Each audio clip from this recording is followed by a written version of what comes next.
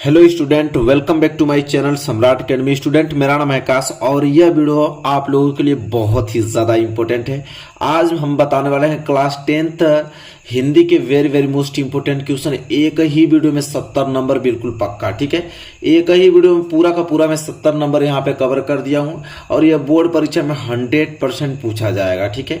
पूरे के पूरे जितने टॉपिक आपका हिंदी में है एक ही वीडियो में हमने इंक्लूड कर दिया है।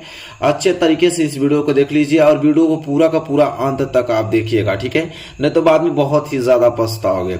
जिस पैटर्न पे आप लोगों का क्वेश्चन आने वाला है 2023 बोर्ड एग्जाम में, उसी पैटर्न में मैं आप लोगों का पूरा फुल सोल्यूशन यहाँ पे कराया हूँ।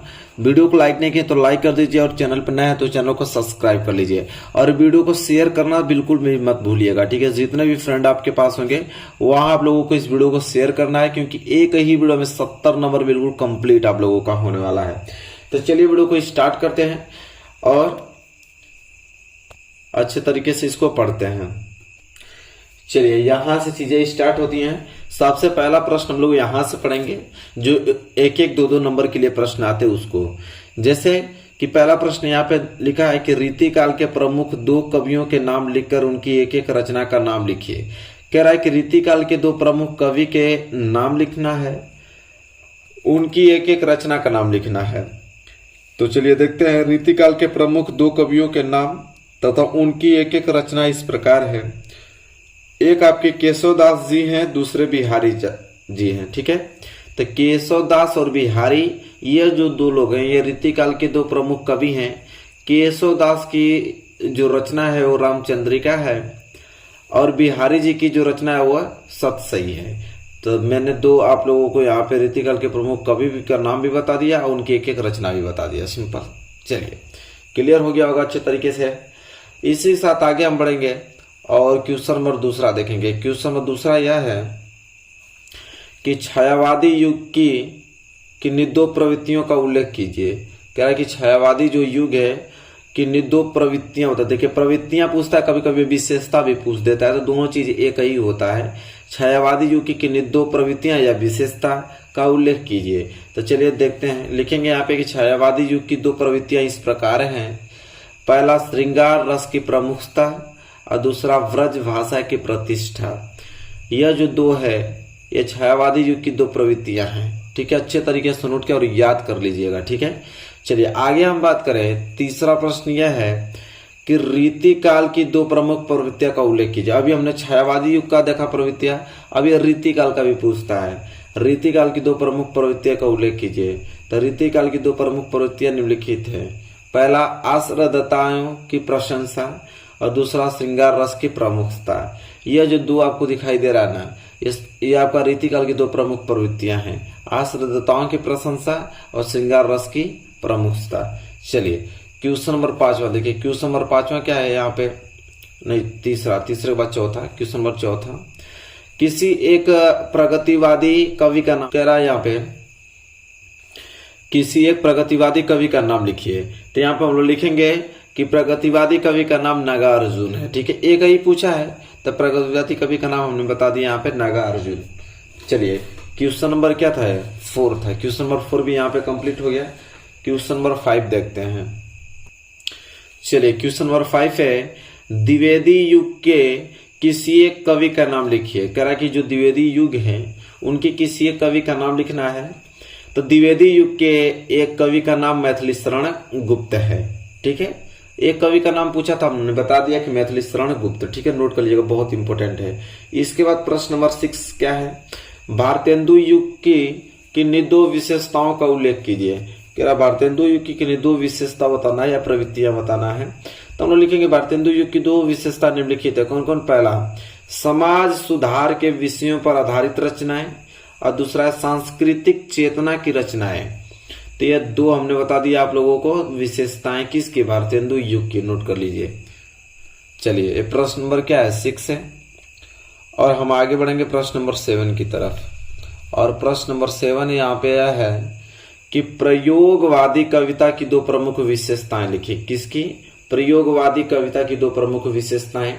हम लोग लिखेंगे कि प्रयोगवादी कविता की दो प्रमुख विशेषताएं इस प्रकार हैं कि पहला है घोर वैयक्तिकता और दूसरा है अति यथार्थवादी दृष्टिकोण। यह दो आपके क्या है, प्रयोगवादी कविता के प्रमुख क्या है, विशेषताएं हैं। यह प्रश्न नंबर 7 है। आई होप आपको क्लियर हो गया होगा, अच्छे तरीके से इसे नोट कर लीजिए। और इसी के साथ हम बढ़ेंगे प्रश्न नंबर 8वें की तरफ। प्रश्न नंबर 8वां यह है कि द्विवेदी युग की किन्हीं दो विशेषताओं के उल्लेख कीजिए। अब यहाँ पे हम बताने वाले हैं हम लोगों के द्विवेदी युग के दो विशेषता। तो द्विवेदी युग की दो विशेषताएं निम्नलिखित हैं, क्या क्या। पहला देशभक्ति एवं राष्ट्रीय जागरण और दूसरा है मानवतावादी विचारधाराएं। यह दो आपके द्विवेदी युग की किन्हीं दो विशेषता है। ठीक है, अच्छे तरीके से नोट करके याद कर लीजिएगा, यहाँ से प्रश्न बनता ही बनता है। ठीक है, ये प्रश्न नंबर 8 है और प्रश्न नंबर 8 क्लियर हो गया होगा। इसी के साथ हम बढ़ेंगे प्रश्न नंबर 9 की तरफ। चलिए देखिए प्रश्न नंबर 9 क्या है कि खुशबू के शिलालेख किस युग की रचना है। कह रहा खुशबू की जो शिलालेख है यह रचना है वो भी किस युग की है। तो खुशबू के शिलालेख आधुनिक युग की रचना है। क्या, आधुनिक युग की रचना है खुशबू के शिलालेख। इंपॉर्टेंट क्वेश्चन है, याद कर लीजिएगा आप लोग। इसके बाद प्रश्न नंबर 10वां क्या है, निम्नलिखित रचनाओं में से किसी एक कृति के रचनाकार का नाम लिखिए। ठीक है, जैसे संकेत, कामायनी, चिदंबरा, नीरजा। यहाँ पे 4 ऑप्शन दिया हुआ है, किसी एक कृति के रचनाकार का नाम लिखना है, चारों में से कोई एक। तो हम यहाँ पे आप लोगों को चारों बता देते हैं। जैसे में पहला है संकेत। संकेत जो आप लोगों की कृति है उनके रचनाकार मैथिली शरण गुप्त जी हैं। उसी तरह कामायनी के रचनाकार जयशंकर प्रसाद जी हैं। चिदंबरा के रचनाकार जो हैं वो सुमित्रानंद पंत जी हैं। और नीरजा जो कृति है उसके रचनाकार महादेवी वर्मा जी हैं। तो चारों में से कोई एक ही बताना था, लेकिन हमने चारों बता दिया। ठीक है, ताकि कहीं से यहाँ पे प्रश्न आए तो बाद में आप दिक्कत न हो, आप बता सके अच्छे तरीके से। चलिए क्लियर हो गया प्रश्न नंबर 10वां। इसी के साथ हमें बढ़ना है प्रश्न नंबर 11 की तरफ। प्रश्न नंबर 11 क्या है कि नई कविता की दो प्रमुख विशेषताओं का उल्लेख कीजिए। नई कविता की दो प्रमुख विशेषताएं पूछ रहा है, तो हम लोग सिंपल लिखेंगे नई कविता की दो प्रमुख विशेषताएं निम्नलिखित हैं। कौन कौन। तो पहला है अनुभूति की सच्चाई तथा यथार्थ बोध। दूसरा है मानवतावाद की नई परिभाषा। यह जो आपके दो जो है वो नई कविता की दो प्रमुख विशेषताएं या प्रवृत्तियां हैं। ठीक है, नोट कर लीजिएगा, इंपोर्टेंट क्वेश्चन है, क्वेश्चन नंबर 11। इसके बाद क्वेश्चन नंबर 12 की तरफ बढ़ेंगे। क्वेश्चन नंबर 12 है किन्हीं दो प्रसिद्ध उपन्यासकारों के नाम लिखिए।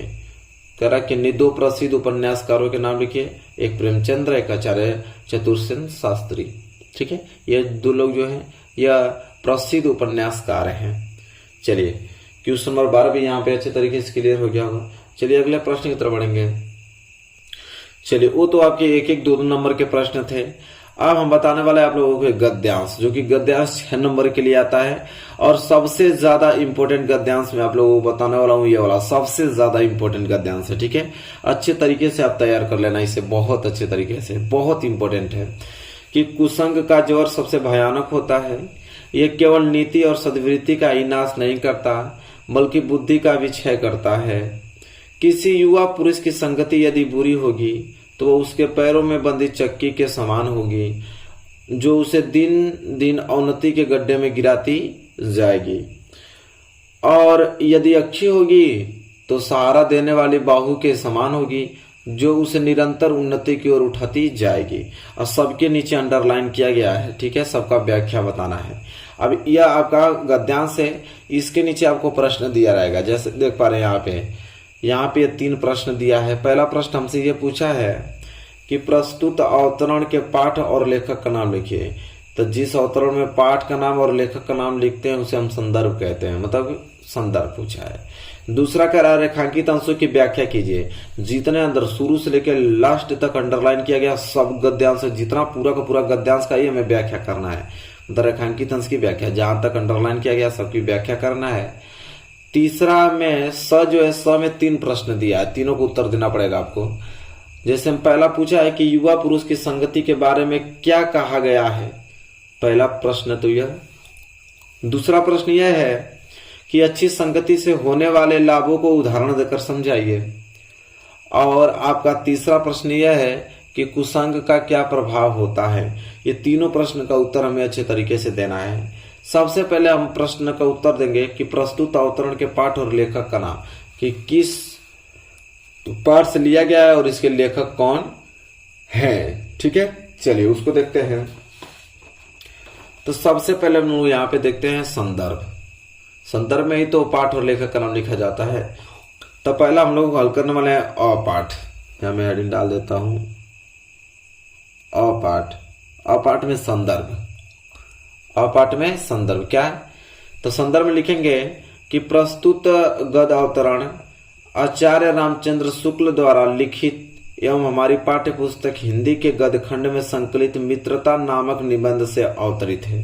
मतलब मित्रता नामक पाठ से लिया गया, निबंध से लिया गया है। और इसके जो लेखक हैं वो आचार्य रामचंद्र शुक्ल जी हैं। ठीक है, और हमारी हिंदी पाठ्य पुस्तक से लिया गया हुआ है, गद्य खंड से। चलिए, ये तो आपका संदर्भ हो गया। दूसरा हमसे क्वेश्चन था कि रेखांकित अंश की व्याख्या बताइए। मतलब जितना कि नीचे अंडरलाइन किया गया है यह पूरा का पूरा, उसका हमें व्याख्या बताना है।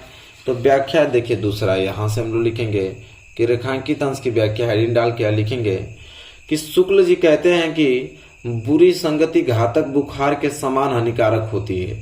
शुक्ल जी कहते हैं, आचार्य रामचंद्र शुक्ल जी कहते हैं कि अगर बुरी संगति जो होता है ना, एक घातक बुखार के समान हानिकारक होता है।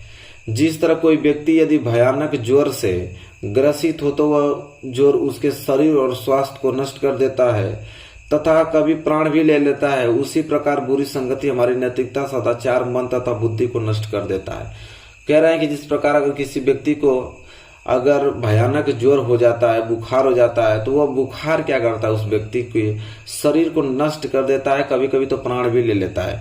उसी प्रकार अगर आपकी बुरी संगति है, ठीक है, तो वो आपके नैतिकता, सदाचार, मन तथा बुद्धि को क्या कर देगा, वो नष्ट कर देगा। ये कहना चाह रहे हैं।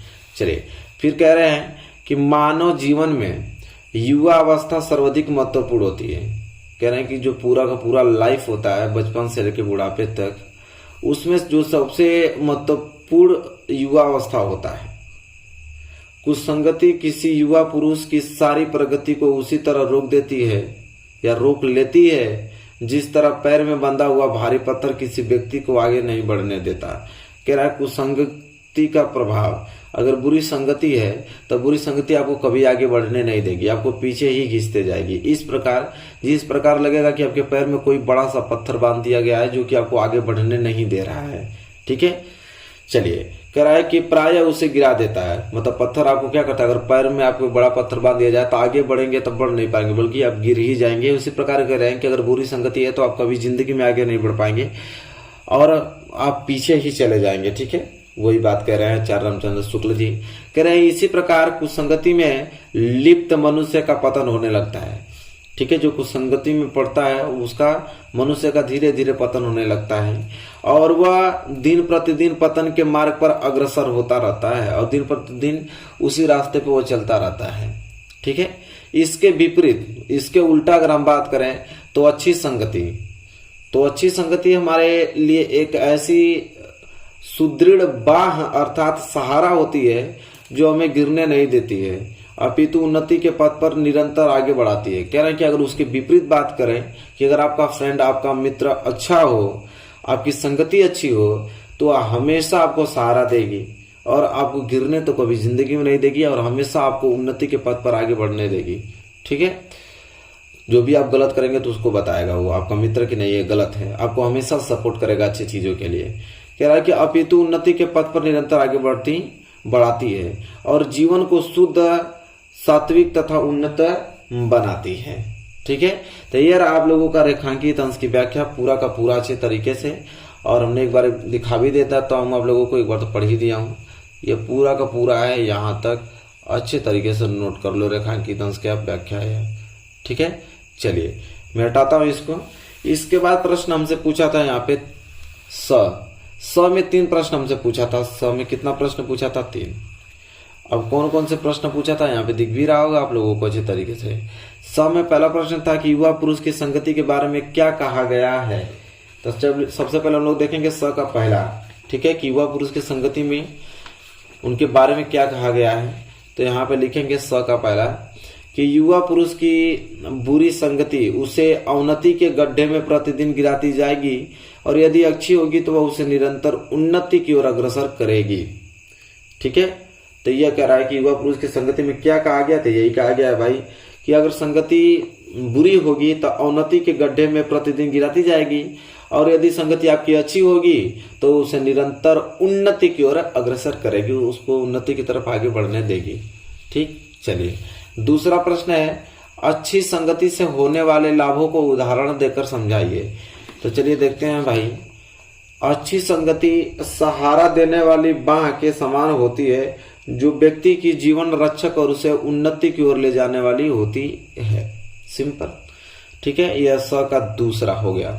इसके बाद हम बात करें तो यह कुसंग का क्या प्रभाव होता है। तो भाई देखते हैं कुसंग का क्या प्रभाव होता है। तो कुसंग का प्रभाव बहुत भयानक होता है और यह मनुष्य की नैतिकता और अच्छे आचरण को नष्ट कर देता है।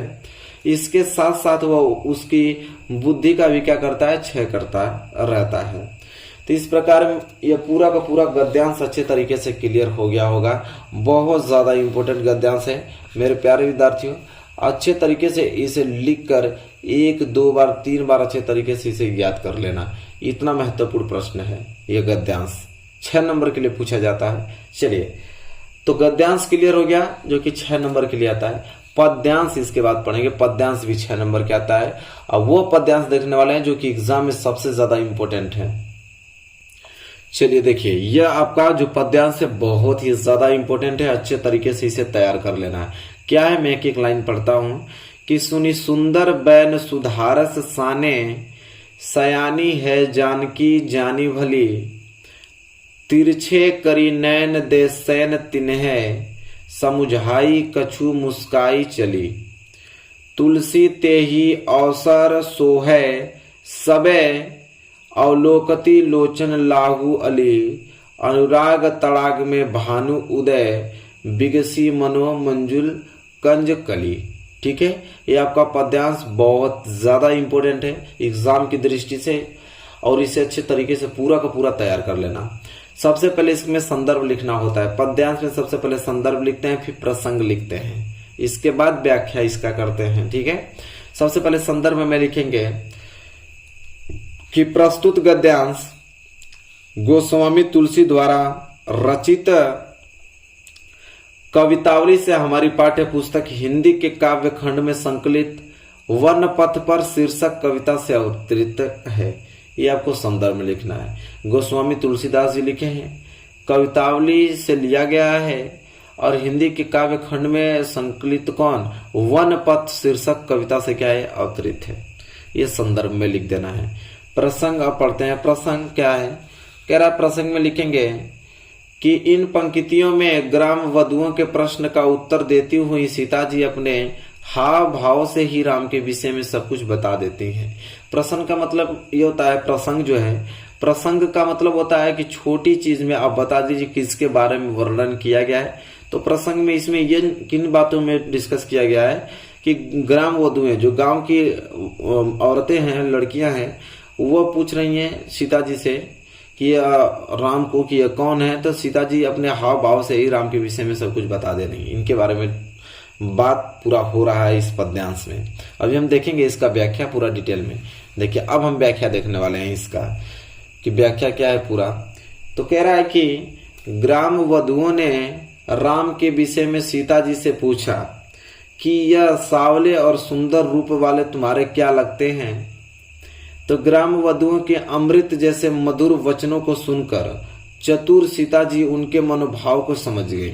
कह रहा जैसे ही गांव की लड़कियां जो वधु हैं वो सीता जी से पूछे कि सावले रंग के जो हैं वो कौन है आपके, तो उनके इस बात को सुनकर, उनके मधुर वचन को सुनकर जो चतुर सीता जी, चालाक सीता जी उनके मनोभाव को समझ गई कि वो पूछना क्या चाहती हैं। ठीक है, सीता जी उनके प्रश्न का उत्तर अपनी मुस्कुराहट तथा संकेत भरी दृष्टि से ही दे दिया।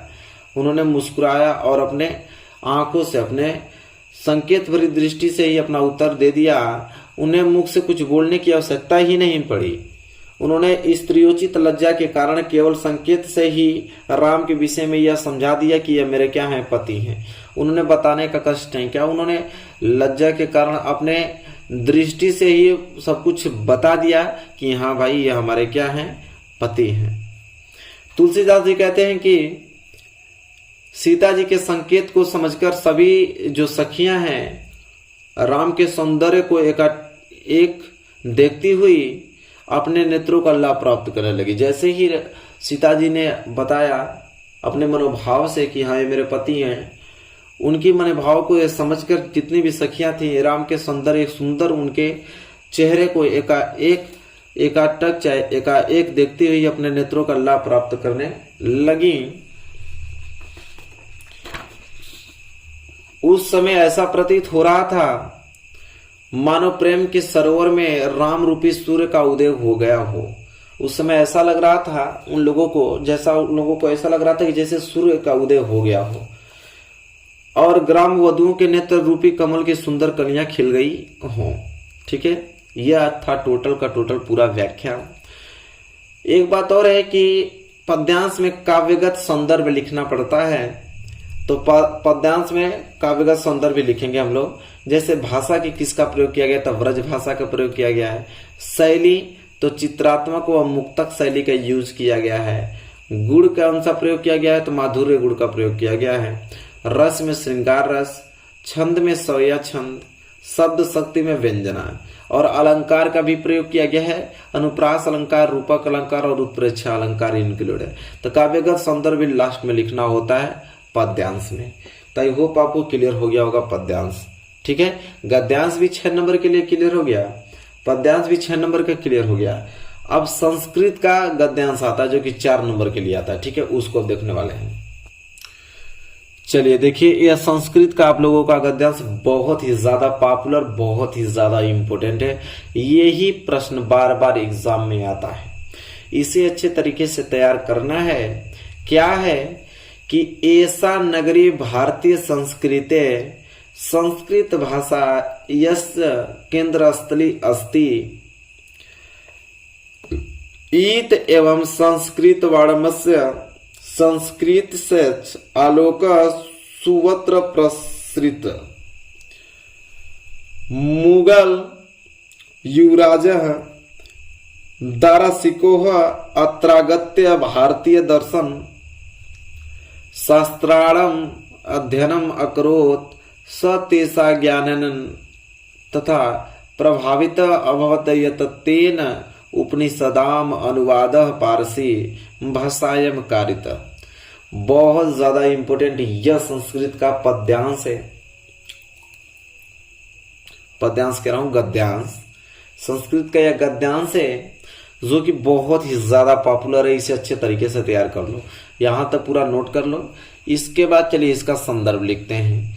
संदर्भ में वही कि प्रस्तुत गद्यांश हमारी पाठ्य पुस्तक हिंदी के संस्कृत खंड के वाराणसी पाठ से उद्धृत है। कहां से? वाराणसी पाठ से लिया गया है। प्रसंग में लिखेंगे कि इस गद्यांश में वाराणसी की ऐतिहासिकता तथा अवस्थिति के विषय में बताया गया है। चलिए देखते हैं, ये पूरा का पूरा गद्यांश था, इसमें वाराणसी के इतिहास के बारे में, उसके अवस्थिति के विषय में बताया गया है। अब हम अनुवाद लिखेंगे। अनुवाद में लिखेंगे कि यह नगरी भारतीय संस्कृति और संस्कृत भाषा की केंद्र स्थलीय है। यहीं से संस्कृत और साहित्य और संस्कृति का प्रकाश जो हमारी सभी जगह फैला है। कह रहा कि जो नगरी वाराणसी है यह संस्कृति और संस्कृत भाषा का केंद्र स्थलीय है और यहीं से आपका संस्कृत और साहित्य और संस्कृति का प्रकाश सभी जगह फैला हुआ है। मुगल युवराज दारासिको ने यहाँ आकर भारतीय दर्शन शास्त्रों का अध्ययन किया था और वह उनके ज्ञान से इतना प्रभावित हुआ था कि उसने उपनिषदों का अनुवाद फारसी भाषा में कराया। ठीक है, यह था टोटल अनुवाद। इसका संदर्भ लिखना होता है, प्रसंग लिखना होता है, अनुवाद लिखना होता है। ठीक है, इतना टॉपिक लिखना होता है। आई होप आपको क्लियर हो गया होगा। यह वाला आप लोगों का गद्यांश संस्कृत का बहुत ज्यादा इंपॉर्टेंट है। ठीक है, अच्छे तरीके से आप इसे क्लियर कर लेना। चलिए, ये टॉपिक भी क्लियर हो गया। एक टॉपिक बच गया, उसको देखते हैं थोड़ा। ये 2 नंबर के टॉपिक आता है, इसको कवर कर लो। कहता है कि अपनी पाठ्य पुस्तक से कंठस्थ किया हुआ कोई श्लोक लिखिए जो इस प्रश्न पत्र में ना आया हो। ठीक है, तो आपके प्रश्न पत्र में एक आप लोगों का छोटा छोटा पद्यांश दिया है जैसे वो गद्यांश था ना संस्कृत का, ये छोटा छोटा पद्यांश है, तो आपको संस्कृत का पद्यांश भी देता है। ठीक है, तो कह रहा है कि अपनी पाठ्य पुस्तक कंठस्थ किया हुआ एक श्लोक लिखना है जो प्रश्न पत्र में ना आया हो, जो पेपर में आया होगा उसको नहीं लिखना है, उसके अलग लिखना है, तभी नंबर मिलेगा। जैसे 2 हम यहाँ पे लिख देते हैं श्लोक, दोनों याद कर लीजिएगा। ठीक है, कि बंधनम मरणम वापी जयो वापी पराजया उभयत्र समो वीरः विर्भावो ही वीरता। और दूसरा है कि सर्वे भवन्तु सुखिनम सर्वे सन्तु निरामया सर्वे भद्राणि पश्यन्तु माँ कश्चित् दुख भाग भवेत्। ठीक है, तो ये 2 हमने आप लोगों को श्लोक बता दिया, संस्कृत के छोटा छोटा है, ये याद कर लीजिएगा और 2 नंबर तो पक्का हो जाएगा आप लोगों का इससे। तो यहाँ तक चीजें क्लियर है। चलिए आगे बढ़ते हैं। चलिए आगे अब हम ग्रामर में कदम डालते हैं। और ग्रामर में आप लोगों का जैसे रस 2 ही होते हैं, एक हास्य रस पूछता है, एक करुण रस, दोनों में से कोई एक आप लोगों को बताना होगा। सबसे पहले हम जानेंगे हास्य रस के बारे में, और हास्य रस क्या है। तो सबसे पहले परिभाषा उसका लिखेंगे कि हास्य रस का अस्थाई भाव हास्य है। कह रहा हास्य रस का अस्थाई भाव हास्य है, किसी व्यक्ति के विकृत रूप आकार वेशभूषा आदि को देखकर हृदय में जो विनोद का भाव उत्पन्न होता है वही हास्य कहलाता है। और यही हास नामक अस्थाई भाव जब विभाव अनुभाव और संचारी भावों से पुष्ट होता है तब हास्य रस की निष्पत्ति होती है। बहुत सिंपल है, कह रहा है कि हास्य रस का अस्थाई भाव हास्य है जब यह किसी व्यक्ति के रूप को देखता है, उसके आकार को देखता है, उसके वेशभूषा को देखता है, तो देखकर उसके हृदय में एक विनोद का भाव उत्पन्न होता है, और वही विनोद का भाव ही हमारा हास्य कहलाता है। और यह हास्य जब आपके अस्थाई भाव और विभाव अनुभाव और संचारी भाव से क्या होता है, पुष्ट होता है, तब हास्य रस की क्या होता है, निष्पत्ति होती है। ये आपका परिभाषा है हास्य रस का। कितना सिंपल है। उदाहरण जरूर से लिखना है आप लोगों को।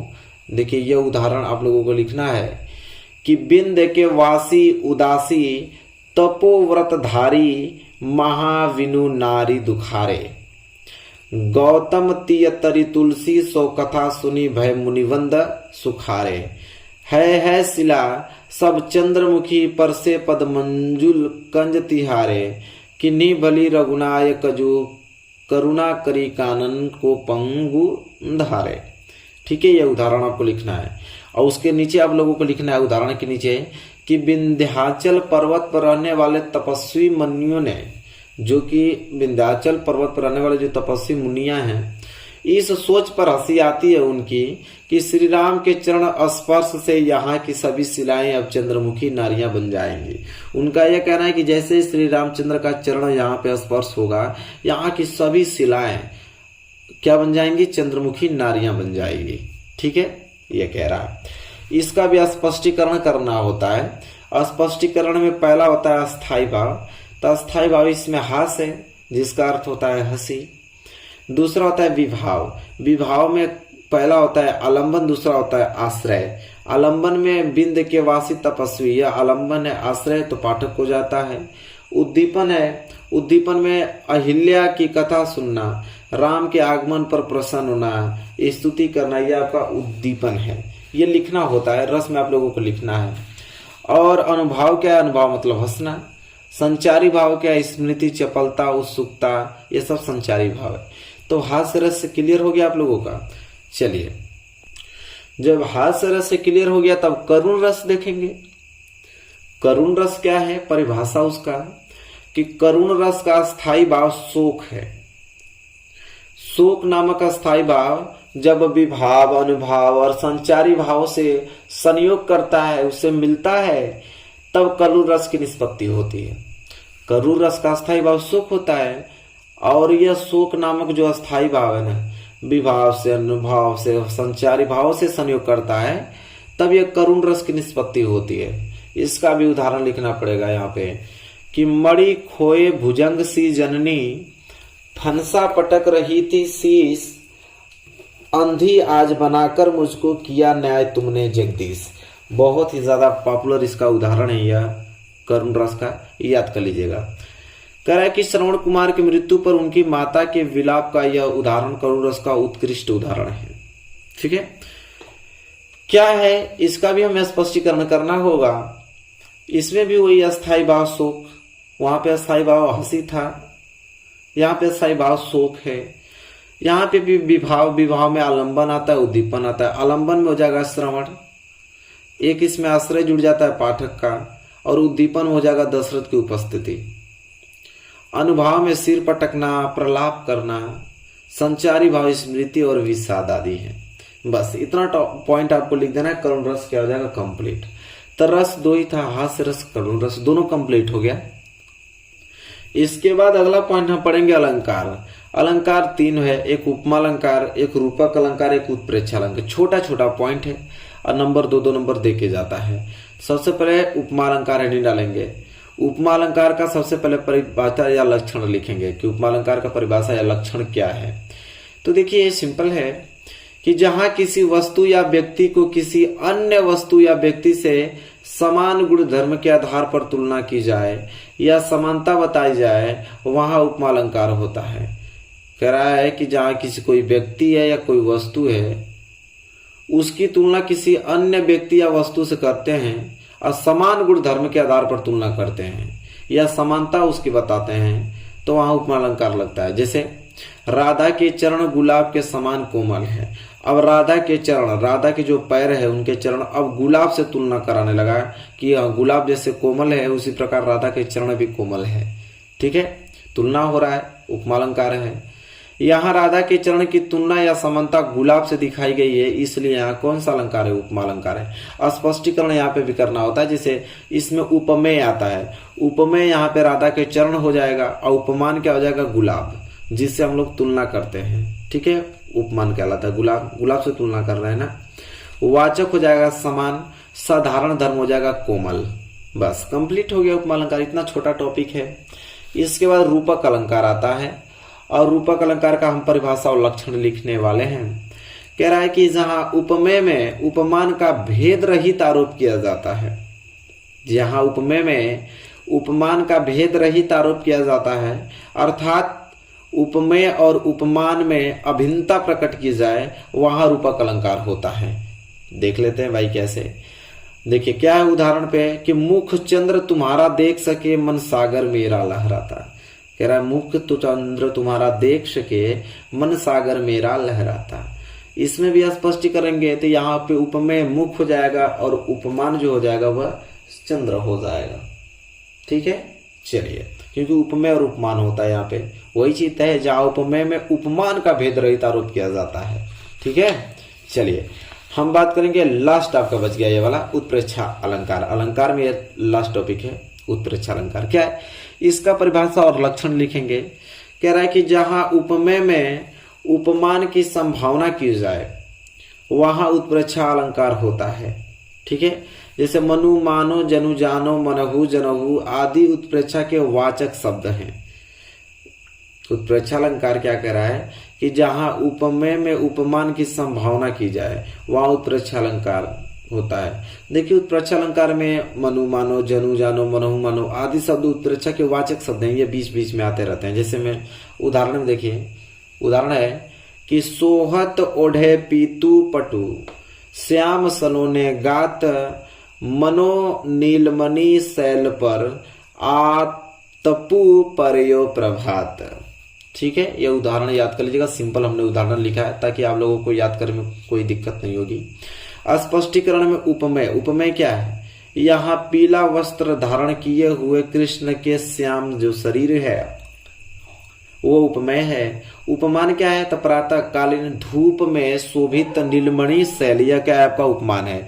तो आपने उपमेय उपमान दोनों बता दिया। इस प्रकार अलंकार खत्म हो गया। ठीक है, चलिए टॉपिक कंप्लीट होता हुआ अब आएगा आप लोगों का रोला। ठीक है, क्या आएगा आप लोगों का? रोला। रोला में परिभाषा और लक्षण लिखते हैं। ठीक है, तो रोला किसे कहते हैं? सोरठा किसे कहते हैं पूछेगा। ठीक है, तो रोला की परिभाषा लिखते हैं कि यह 4 पंक्तियों वाला एक सममात्रिक छंद है। इसमें टोटल कितनी पंक्तियां आएंगी? 4। और इसमें 8 चरण होते हैं। 4 पंक्तियां आएंगी और एक पंक्तियां में 2 चरण, तो 4 पंक्तियां में 8 चरण हो जाएगा। इसके प्रत्येक चरण में 11 और 13 के विराम यति से 24 मात्राएं होती हैं। कह रहा है कि पहले चरण में 11 मात्राएं और दूसरे में 13 मात्राएं होती हैं। ठीक है, उन्हें हम रोला कहते हैं। उदाहरण तो पूछेगा ही पूछेगा, उदाहरण नोट कीजिए हमारे साथ। देखिए उदाहरण है कि जीती जाती हुई जिन्हें भारतबाजी, निज बल से बलमेट विधर्मी मुगल कुराजी, जिनके आगे ठहर सके जंगी न जहाजी, है यह वही प्रसिद्ध छत्रपति भूप शिवाजी। ठीक है, ये आपका उदाहरण है। और देखिए 8 चरण है ना, 1 2 3 4 5 6 7 8 चरण है। और पहले चरण में 11 मात्राएं और दूसरे चरण में 13 मात्राएं। देख लीजिए, यस ये जो गुरु होता है और ये लघु होता है। एक का मतलब लघु, यस का मतलब गुरु। गुरु का मतलब 2 पॉइंट होता है, गिन लीजिए। 2 2 4 2 6 2 8 2 10 1 11। पहली पंक्ति में 11, इसमें 13 होगा। देखिए 2 2 4 1 5 5 2 7 1 8 9 और 9 4 13 है ना। तो पहला में 11 होता है, दूसरा में 13, पहला में 11 दूसरा में 13, पहला में 11 दूसरा में 13, पहला में 11 दूसरा में 13। ठीक है, 8 चरण है इस तरह। ठीक है, ये आपका रोला है। रोला के बाद आ जाएगा आप लोगों का सोरठा। अब सोरठा क्या है तो इसका परिभाषा और लक्षण देखेंगे। कह रहा है कि सोरठा जो होता है अर्ध सम्मात्रिक छंद है। अर्ध सम्मात्रिक मतलब इसमें कितने चरण आएंगे? ठीक है, तो इसमें टोटल 4 चरण आएंगे। इसमें 4 चरण होते हैं। इसके प्रथम एवं तृतीय चरण में 11 मात्राएं तथा द्वितीय एवं चतुर्थ चरण में 13 मात्राएं होती हैं। पहले और तीसरे चरण के अंत में गुरु और लघु आएगा। पहले और तीसरे चरण के अंत में क्या आएगा? एक गुरु आएगा, इसके बाद लघु आएगा। और कहीं कहीं तुक भी मिलता है। और यह दोहे का क्या होता है? जस्ट उल्टा होता है। ठीक है, देख लेते हैं भाई क्या है उदाहरण। जे ही सुमिरत सीधी हुई, गुणनायक करिवर बदन, करहु अनुग्रह सोई, बुद्धि राशि शुभ गुण सदन। देखिए इसके पहले और तीसरे चरण में किस, देखिए पहला यह है, तीसरा यह। पहले और तीसरे में 11 मात्राएं होंगी और दूसरे और चौथे में 13 मात्राएं होंगी। ठीक है, देख लीजिए पहले 1 2 3 4 5 6 7 8 8 3 11। पहले में कितना गया? 11 और तीसरे में भी 11 होगा। देखिए 1 2 3 4 4 2 6 2 8 3 11 और दूसरे और चौथे में 13 मात्राएं। देखिए 1 2 2 2 4 2 6 2 8 2 10 10 3 13। इसमें भी 3 2 5 1 6 6 2 8 2 10 3 13। और कह रहा है इसमें कह रहा है कि पहले और तीसरे चरण के अंत में गुरु और लघु आएगा। देखिए पहले चरण में देखिए गुरु लघु, तीसरे में भी गुरु लघु आ रहा है। तो ये आप लोगों का सोरठा हुआ। तो रोला भी हमने बता दिया, सोरठा भी आप लोगों को हमने बता दिया। क्लियर है ना पूरा? बिल्कुल। चलिए आगे बढ़ते हैं। अगला टॉपिक उपसर्ग है। उपसर्ग आप लोगों का 3 नंबर के लिए पूछा जाता है। मैं इतना ही उपसर्ग लिया हूं, इससे बाहर आप लोगों के एग्जाम में आ भी नहीं सकता है। ठीक है, कंफर्म बात है। इतना नोट कर लेंगे तो इतना में पूरा एग्जाम आप लोगों का हो जाएगा, पूरा नंबर कर लेंगे। उपसर्ग 3 नंबर के लिए पूछता है। देखिए अन का उपसर्ग क्या होता है? अनजान, अनमोल, अकाल। अनु का अनुभाव, अनुशासन, अनुभव हो जाएगा। अभि का क्या हो जाएगा? अभिप्राय, अभिमान, अभिशाप। परि का परिग्रह, परिवार, परिजन। अप का अपहरण, अपराध, अपकार। सु का सुजान, सुहाग, सुकन्या। अधि का अधिराज, अधिनायक, अधिकार। ठीक है, तो बस 1 का 3 लिखना होता है, 1 2 3। ठीक है, इसी तरह 3 करने होते हैं, 3 नंबर मिल जाते हैं आपको। ठीक है, ये उपसर्ग है। इससे ज्यादा बाहर उपसर्ग नहीं पूछा जा सकता है। ठीक है, इतना तैयार है तो पूरा का पूरा आपको उपसर्ग तैयार है, पूरा नंबर उठा लेंगे 3 नंबर। आप अच्छे तरीके से आप इसको नोट कर लीजिएगा। चलिए दूसरे नंबर पे आता है प्रत्यय। मात्र इतना ही प्रत्यय आपके लिए है, इतना तो बहुत हो जाएगा। 2 नंबर के लिए प्रत्यय पूछा जाता है। जैसे तो क्या हो जाएगा? महत्व, लघुत्व। वा का हो जाएगा दिखावा और चढ़ावा। वट का हो जाएगा गिरावट, लिखावट। आई का हसाई, चौड़ाई। पन का बचपन, पागलपन। ता का सुंदरता, महानता। हट का चिल्लाहट, सरसराहट। इतना बहुत काफी है प्रत्यय। ठीक है, 2 नंबर के लिए पूछे जाते हैं, इससे बाहर पूछेगा भी नहीं। ठीक है, तो यह आपका हमने उपसर्ग भी बता दिया, आपको प्रत्यय बता दिया। अगली जो पॉइंट है वह समास है। समास 2 नंबर के आएंगे। 2 ही समास पढ़ना है, एक द्वंद्व समास पढ़ना है, एक द्विगु समास पढ़ना है। और द्वंद्व और द्विगु समास के दो हमने यहाँ पे दोनों के अच्छे उदाहरण ले लिया जो कि एग्जाम में आता है। जैसे पाप पुण्य, तो ये होगा, इसका समास विग्रह होगा पाप और पुण्य। और कौन सा समास है? तो द्वंद्व समास। जहां पे और लगा होगा समझ जाइएगा कि द्वंद्व समास है। नवरत्न, 9 रत्नों का समूह, ये आपका द्विगु समास है। तिरंगा, 3 रंगों का समाहार, ये भी द्विगु समास है। जलवायु, जल और वायु, देखिए और जुड़ गया ना, तो द्वंद्व समास हो जाएगा, जल और वायु द्वंद्व समास। चौराहा, चौराहा को हो जाएगा 4 राहों का समूह जो कि द्विगु समास है। देश विदेश तो हो जाएगा देश और विदेश, ये होगा द्वंद्व समास। खरा खोटा, इसका हो जाएगा खरा और खोटा, ये भी आपका क्या है? द्वंद्व समास ही है। इसके बाद माता पिता तो हो जाएगा माता और पिता, ये भी द्वंद्व समास है। त्रिकोण, 3 कोणों का समाहार, ये द्विगु समास है। राजा रानी, तो राजा और रानी द्वंद्व समास। इससे बाहर आप लोगों का समास नहीं आ सकता है और इसे अच्छे तरीके से तैयार कर लो। द्वंद्व समास, द्विगु समास, यही 2 समास पढ़ना है और दोनों के हमने एग्जाम्पल अच्छे लिया है जो कि एग्जाम में प्रश्न आते हैं। ठीक है, चलिए इसी के साथ अगर हम बात करें तो अब पूछता है तत्सम। तत्सम भी आप लोगों का 2 नंबर का ही होता है। ठीक है, 2 नंबर के लिए तत्सम पूछा जाता है और मैं आप लोगों के लिए लिस्ट जारी कर दिया हूं। इतना ही तत्सम है। ठीक है, नीचे 3 और है, मैं दिखा दूंगा, पहले पढ़ के सुनाता हूं। जैसे तत्सम, एक कुआं तद्भव है, इसका तत्सम हो जाएगा कूप। कुआं को कूप कहते हैं। छाया को छाह कहते हैं। ठीक है, पान को हम बोलते हैं पाषाण। श्रृंगार को श्रृंगार कहते हैं। लौंग को लवंग कहते हैं। कपूत को कुपुत्र। दूध का जो तत्सम हो जाएगा दुग्ध हो जाएगा। गांव का क्या हो जाएगा? ग्राम हो जाएगा। पानी का पानीय हो जाएगा। कान का कर्ण हो जाएगा। हाथ का हस्त, वानर का बंदर हो जाएगा। इतना बहुत आप लोगों के लिए तत्सम, इतना तैयार करके जाना, 2 नंबर फिक्स हो जाएगा। ठीक है, चलिए तो यहां से तत्सम भी क्लियर हो गया। हम आगे बात करें तो पर्यायवाची शब्द आ गया अगला पॉइंट। पर्यायवाची शब्द 2 नंबर के लिए पूछे जाते हैं। जैसे इतना टॉपिक में पर्यायवाची शब्द में ले लिया हूं, दिखा देता हूं, इससे बाद थोड़ी पर्यायवाची शब्द पूछा जाएगा। ठीक है, नोट कर लीजिए, 10 टोटल 10। जैसे कमल, कमल का सरोज पंकज, 2 ही लिखना होता है। ठीक है, एक का 2 ही, जैसे कमल का तो सरोज और पंकज बस। दिन का क्या हो जाएगा? दिवस और पार। नदी का सरिता तटनी। पक्षी का हो जाएगा खग और पतंग। अग्नि का आग ज्वाला। आम का आम्र अमृत फल। किनारा का तीर सीमा। गंगा का मंदाकिनी भागीरथी होता है। इंद्र का देवराज और क्या होता है? सुरेश होता है। तालाब का आपका सरोवर और जलाशय होता है। ठीक है, तो यहाँ हमने आप लोगों को पर्यायवाची शब्द टोटल 10 बता दिया, इतना याद है तो यहाँ से 2 नंबर आपका फिक्स है, कोई रोक नहीं सकता है। ठीक है, चलिए पर्यायवाची शब्द भी यहाँ पे क्लियर हो गया आप लोगों का। इसके बाद हम आगे बढ़ेंगे तो आगे आपको मुलाकात होगी संधि से। और मात्र एक ही संधि 2023 बोर्ड एग्जाम में पढ़ना है, यड़ संधि। एक ही संधि पढ़ना है, 2 नंबर उठा ले जाना है। तो यड़ संधि के पॉपुलर जो क्वेश्चन है जो कि एग्जाम में आते हैं वो मैं संधि लेके आया हूँ। जैसे प्रत्येक, प्रत्येक के क्या हो जाएगा? प्रतिधन 1, कौन सा? यड़ संधि। पित्राज्ञ, पित्राज्ञ का संधि विच्छेद हो जाएगा पितृधन आज्ञा। ठीक है, आज्ञा सब यड़ संधि ही है। यद्यपि का हो जाएगा यदि धन अपि, याद कर लीजिए, इससे बाहर नहीं जाने वाला है। फिर है आपका प्रत्युत्तरम, इसका हो जाएगा प्रतिधन उत्तरम। इसके बाद इत्यादि, इत्यादि का हो जाएगा इति धन आदि। फिर आपका स्वागतम, स्वागतम को हो जाएगा सुधन आगतम। इसके बाद है मात्राज्ञा, मात्राज्ञा का हो जाएगा मातृधन आज्ञा।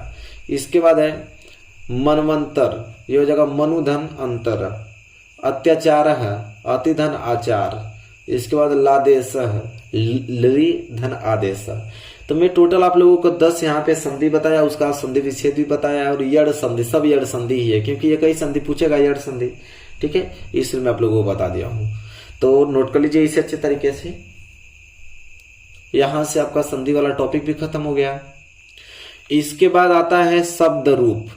शब्द रूप 2 नंबर के लिए पूछा जाता है। एक फल का, एक नदी का, यह 2 अगर आपको याद है तो इससे बाहर कहाँ आने वाला भाई? फल नदी बस हो जाएगा। फल का शब्द रूप याद करना है। यहाँ पे विभक्ति होता है, एक वचन, द्विवचन, बहुवचन। विभक्ति में होता है आपका प्रथमा होता है, द्वितीय होता है, तृतीय, चतुर्थी, पंचमी, षष्ठी, सप्तमी और संबोधन होता है। ठीक है, पहले हम लोग प्रथमा पढ़ते हैं। प्रथमा में एक वचन, द्विवचन, बहुवचन।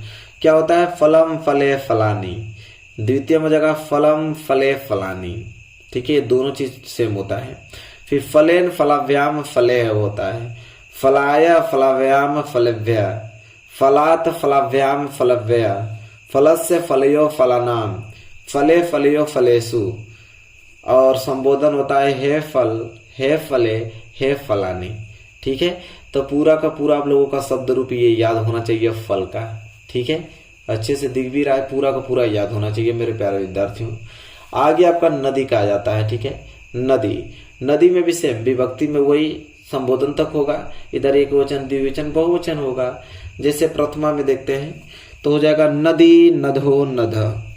फिर नदीम, नधो, नधीय, नधा, नदीभ्याम, नदीभ्य। चतुर्थी में हो जाएगा नधे, नदीभ्याम, नदीभ्य।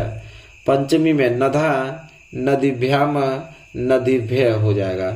इसके बाद षष्ठी हो जाएगा नधा, नधो, नदी नाम। इसके बाद सप्तमी में हो जाएगा नधाम, नधो, नदीसु। इसके बाद संबोधन में है नदी, है नदो, है नद हो जाएगा। ठीक है, ये आप लोगों का नदी का हो गया। तो हमने नदी का बताया शब्द रूप और ऊपर फल का बताया। ये दो आपको याद होना ही चाहिए। ठीक है, अगर इतना याद है तो पूरा का पूरा नंबर आप उठा ले जाओगे अच्छे तरीके से, कोई भी डाउट नहीं होगा। ठीक है, पूरा पूरा नंबर ही मिल जाएगा। तो जैसा कि आपने देखा कि 70 में 70 नंबर बिल्कुल हमने अच्छे तरीके से क्लियर करा दिया आप लोगों को। और यहाँ तक आप लोग बताइए वीडियो आपको कैसी लगी है, लास्ट में आप कमेंट करके जरूर बताइए वीडियो आपको पसंद आई है कि नहीं। पसंद आई तो लाइक कर दीजिए भाई, और चैनल पर नए तो सब्सक्राइब कर दीजिए। डेली वीडियोस आपको मिल रही है 90% टारगेट लेकर। यहाँ पे 2023 बोर्ड एग्जाम की तैयारी कराई जा रही है। ठीक है, तो चलिए मिलेंगे नेक्स्ट वीडियो में, तब तक के लिए धन्यवाद।